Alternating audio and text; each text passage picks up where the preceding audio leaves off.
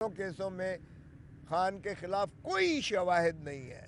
القادر trust والے میں وہ 190 ملین سیدھا لندن سے آ کے سپریم کورٹ کے اکاؤنٹ میں آتا ہے اور سپریم کورٹ سے سیدھا وہ خزانے میں چلا جاتا ہے۔ ایک دھیلا خان کا نہ تعلق تھا نہ لینا دینا تھا۔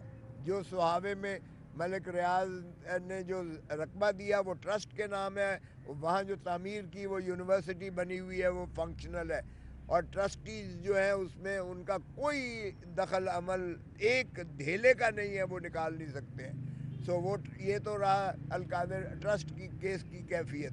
اور جو توشے خانے والا ہے وہ یہ کہتے ہیں کہ گراف جو ہے اس کی حد تک ہے، جو کنگڈم آف سعودی عرب سے جو تحائف ملے تھے ان کی حد تک ہے۔